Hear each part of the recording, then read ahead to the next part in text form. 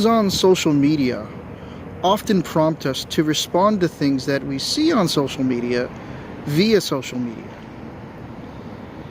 Indeed, this is the reason for this particular video.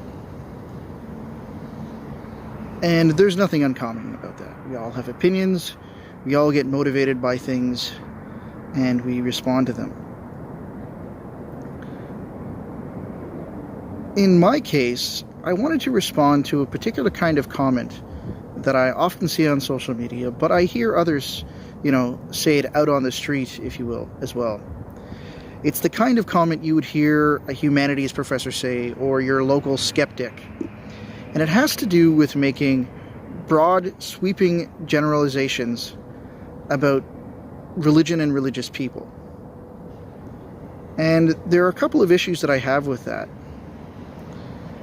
Typically, those statements are rooted in ignorance and arrogance.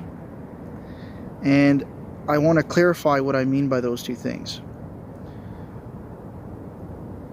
Those statements are ignorant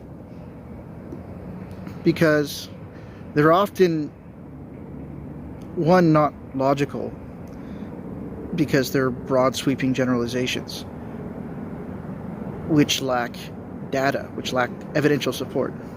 And two, they're arrogant because they typically come with a subtext that's very clear. And that subtext says two things. You're stupid, crazy, and irrational, and I'm better, smarter, more rational than you, and so I can make such a claim. I'll give you an example. Recently I'd seen a comment where someone said, "I'd like to remind everybody that COVID-19 has nothing to do with your religion." First of all, I wonder why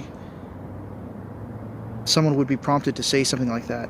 Who or what did they see that enraged them so much that they had to comment about it on social media?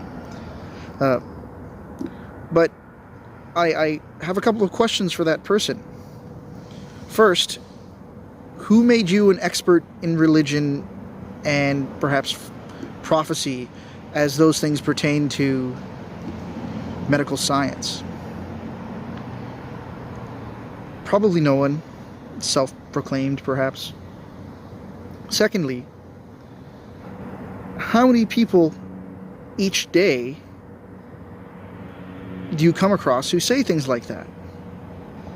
And have you compared that number to the number of people you come across who are probably religious and don't say things like that? Have you done the math and calculated that data such that you can come to some firm conclusion that your generalization is accurate or accurate enough? It's highly unlikely that a person making such a comment has done any of those things. And as the result of that, they made a comment that was ignorant and arrogant. I just wanted to share that thought with you, and I wanted you to keep that in mind when you see comments of any kind which are sweeping generalizations about any particular group. And no data is presented to support those comments. I hope that you're all keeping safe, and I hope that God blesses you and protects you throughout the crisis that we're going through right now. Take care.